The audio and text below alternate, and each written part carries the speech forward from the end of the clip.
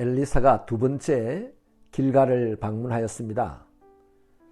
마침 그때 길갈은 매우 심각한 기근이 들어서 모든 주민들이 굶주림으로 고통스러워할 때였습니다.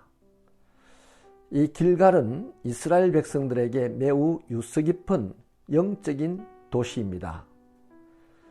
출애굽한 이스라엘 백성들이 가까스로 40년 동안 광야 생활을 마치고 요단강을 건너서 처음 도착한 가나안 땅이 길갈입니다.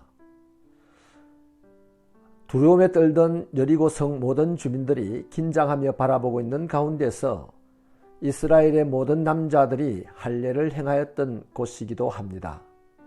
그때 이스라엘은 소리치기를 애굽의 수치가 굴러갔다라고 즐거워하며 소리치고 12돌을 요단강에서 들고 나와 하나님 앞에 기념비를 세웠습니다.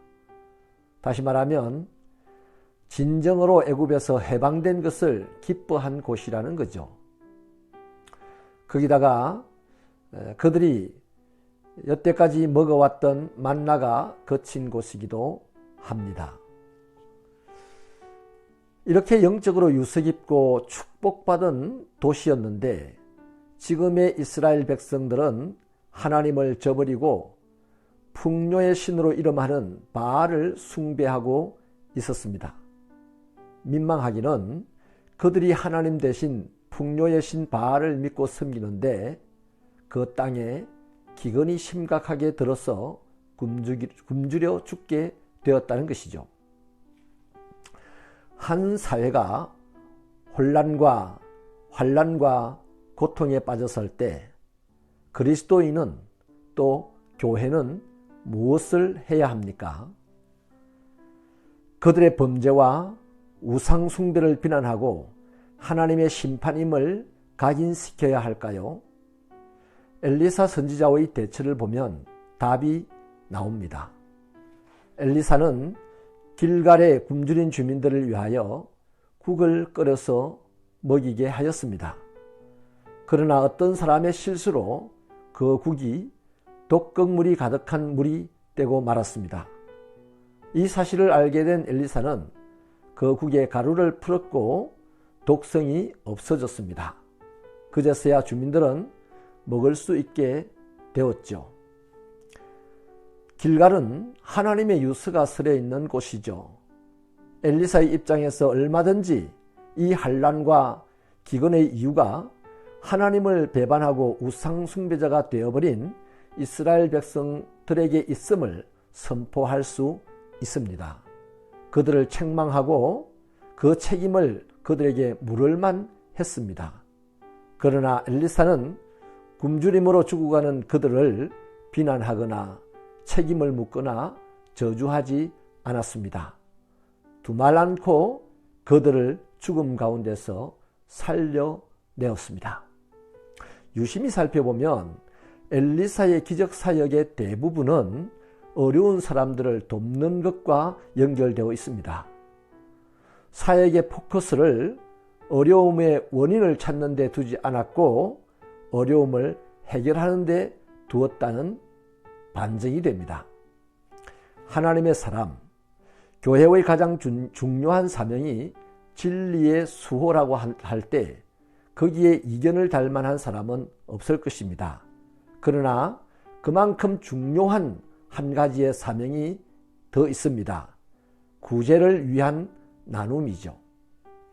그리스도인은 나만 잘 먹고 잘 살기 위해서 돈을 벌지 않습니다.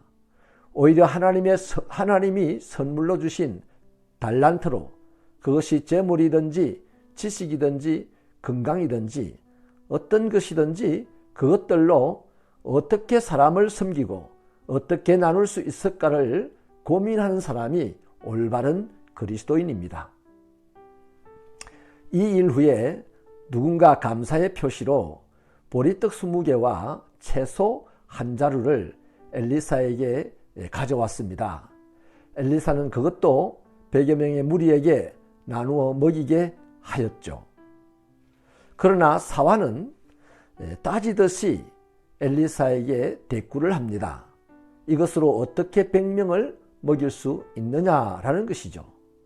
매우 똑똑해 보입니다만 왠지 좀스러워 보이기도 합니다.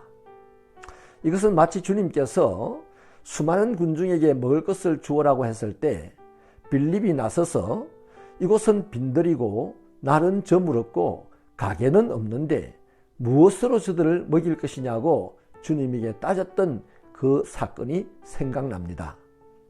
얼마 후에 물고기 2마리와 빵 5개로 5,000명의 남자들을 다 먹이고도 12강주를 남기게 되었을 때 그때의 빌립이 머쓱해 하는 모습을 상상해 보십시오.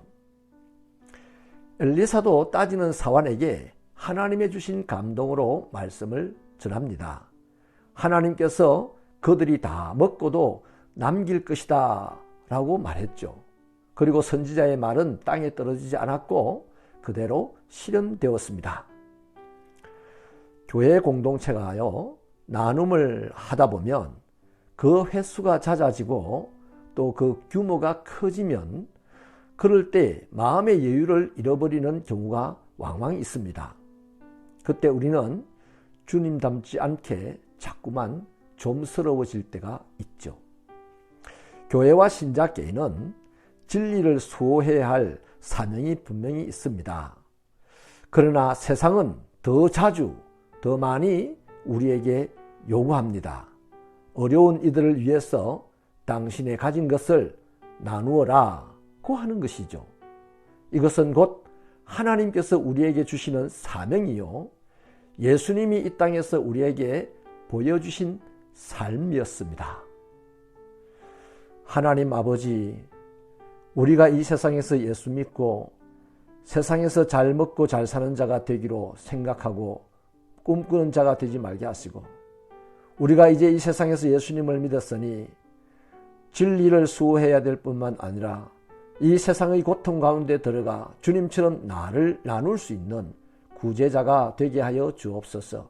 이를 위하여서 주님 모든 은사를 동원하여 우리에게 채워 주옵소서. 예수님 이름으로 기도하옵나이다. 아멘.